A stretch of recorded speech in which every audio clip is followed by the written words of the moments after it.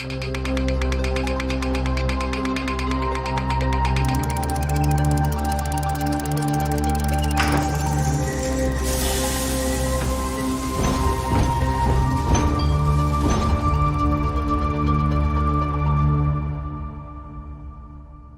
unlock the future with Cypherium Chain real-world applications for enterprise and government solutions, introducing the most scalable layer ones, Day 24. What is Cypherium?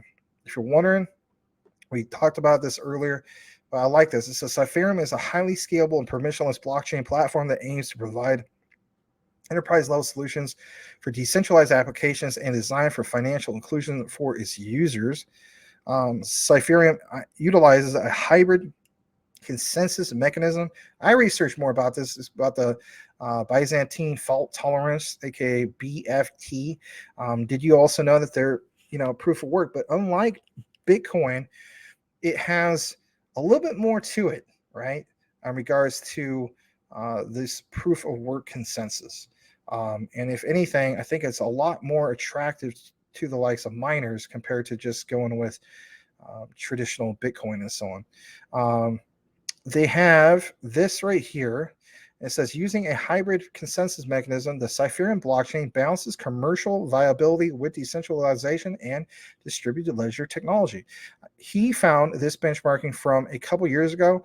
It could give you a better perspective on Cypherium. This is one of the key takeaways I wanted to show you guys because I really was impressed with this particular chart. I'll blow this up. So you see the comparison of Cypherium to the likes of Bitcoin, Ethereum, even Ripple, right? EOS, Tron, Cardano, Cosmos, and even Tezos that I'm going to take more of a deeper dive into. But check out the scalability of Cypherium compared to, for instance, Bitcoin and Ethereum, right? So it's high. Compared to Bitcoin and Ethereum, it's low. Even Ripple is high, but let's face it, this is, Cypherium is... you have that correlation, if you will, or I should say conjunction to Ripple. It stands out. But look at this. Decentralization's high, security's high, censorship resistance high. But the consensus mechanism, Cypherium's Byzantine fault tolerance, permissionless, hot stuff plus POW. I know some of these terms, it's like, if you're not aware of it, it's like, what the heck is this? But we did talk about this more on the previous show on Utility Talk now. But one thing I do like also is the transaction throughput, 6,500 plus. Transaction governance. I mean, I know some people don't like the idea of anything being proof of work nowadays, but this is still an option. So if somebody coming from, ETH, before we had the whole thing going into, the new ETH of being going from proof of work to proof of stake. I think, if anything, maybe you get into the likes of Cypherium. Maybe it's that much more appealing and lucrative. It's an extra option for the likes of miners. And let's face it, miners represent roughly 10 million people or so in the crypto space. That's significant. So anything that's tied into this, it's kind of like the saying goes, like the silent majority. I mean, they're not the majority here, but there is still a tremendous want and need for proof of work, whether people are on board with it or not, right? But there's just a lot to this. I like this particular breakdown. I thought I would go ahead and retweet this, actually, because I like the particular comparison chart. I always like when people do this. I want to show you guys this as well. Cypherium's approach to financial inclusion begins with the digital currency interoperability framework. And basically speaking, this is real-time intermediary exchanging digital currencies, like it shows here. But if you're wondering why am I mentioning this, it says it allows for any asset, including CBDCs, stablecoins, and digital assets, to be received or distributed on-chain or cross-ledger. And that is impressive. And the reason why that is impressive is for a few reasons that you see here.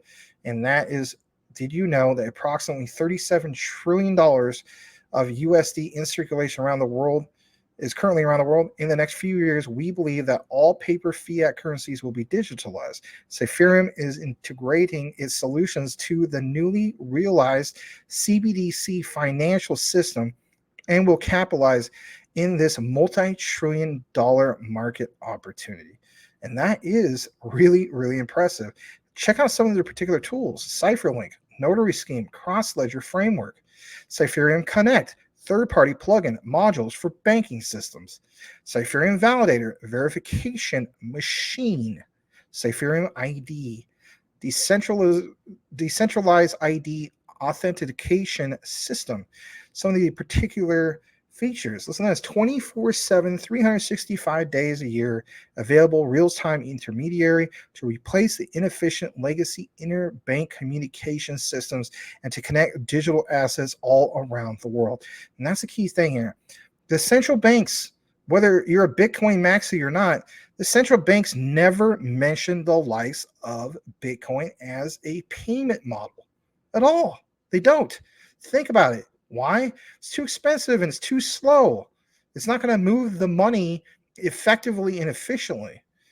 Some people say, well, hey, Max, it's, Lightning Network and so on. Even with that said, it's not even mentioned for the likes of that. So, follow the real money. Follow what the central banks are doing.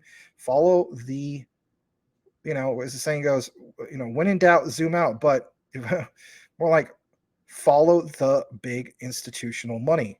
And if anything, I think institutional money, when we get clarity, you're going to see some of these market caps explode because that utility be fully utilized.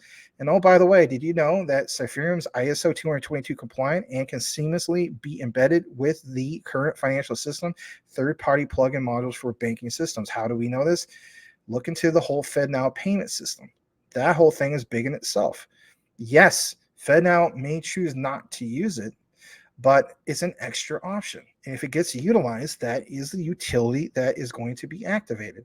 And where its current price is, that's not too shabby, to say the least, because if anything, it could very well move with the utility run when that pops off. And I think that's going to pop off here soon.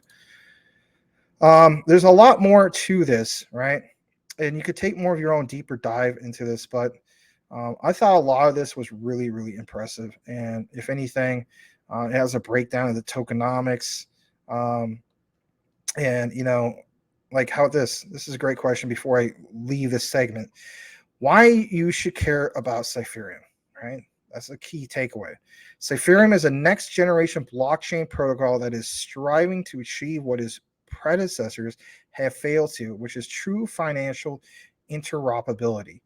And the guy says, let me explain their unique selling points. Well, I'm not going to mention everything, but one of the key things here that I found is the partnerships. There is not much else to say about this part. Do your own research. Is interesting. We mentioned a little about this earlier. Google, IBM.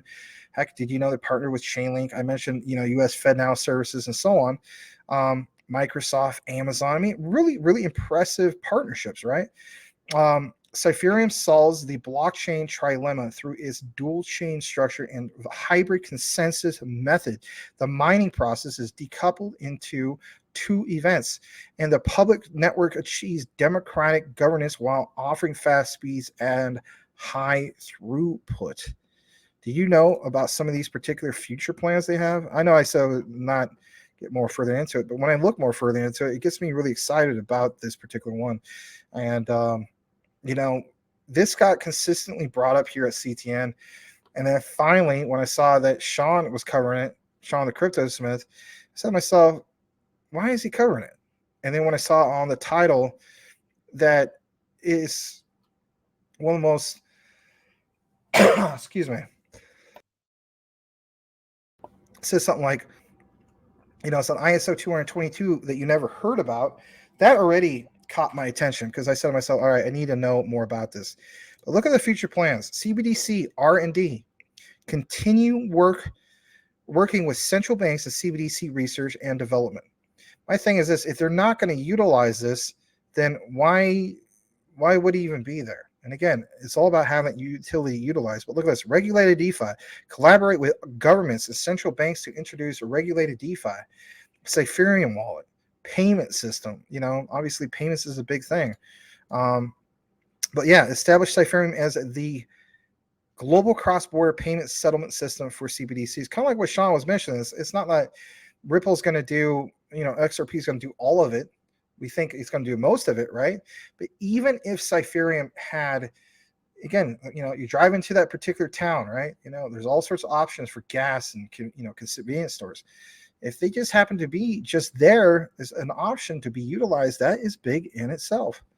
And they have all these other things as well, but